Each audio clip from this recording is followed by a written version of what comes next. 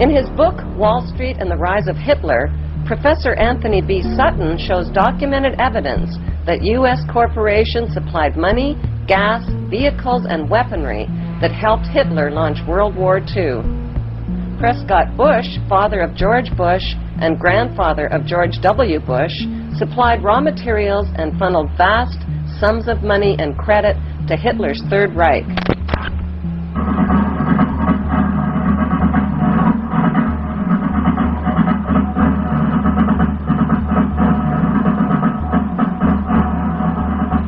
Under Trading with the Enemies Act, the U.S. government seized businesses operated by Prescott Bush and Skull and Bonesman Averell Harriman, including New York's Union Banking Corporation.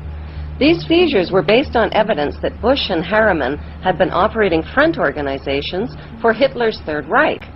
Their German partner was the notorious Nazi industrialist named Fritz Thyssen, who wrote a book of confessions called I Paid Hitler. Professor Sutton lists Rockefeller Standard Oil, Henry Ford's Ford Motor Company, J.P. Morgan's General Electric, ITT, and the DuPonts as suppliers for Germany's rearmament program. And this is an interesting picture. This is 3 generations of Bushes: Senator Bush, President Bush, and President Bush. Prescott Bush, George W.'s grandfather, enjoyed an illustrious banking career, became a respectable Republican senator, played golf with Eisenhower, until his past caught up with him. Well, it's an interesting family.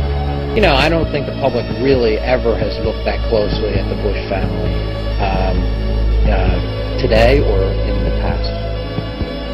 In their national bestseller, Secret War Against the Jews, authors Loftus and Ahrens reveal indisputable evidence that Hitler's top Nazi general, General Reinhard Gehlen, transferred his entire network of Nazi spies and double agents to Fort Hunt, Virginia, to join America's newly formed CIA. This highly secretive operation was codenamed Operation Paperclip and included Holocaust mastermind Otto Skorzeny, Hitler's personal friend and favorite SS colonel.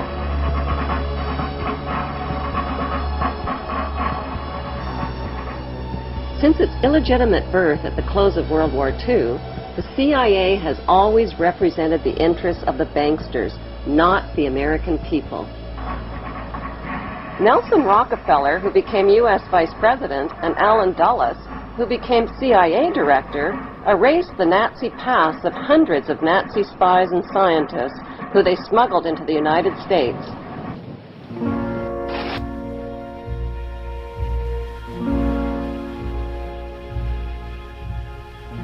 Prescott Bush was the grandfather, the patriarch of the family. And Prescott Bush in the 1940s had an interesting role.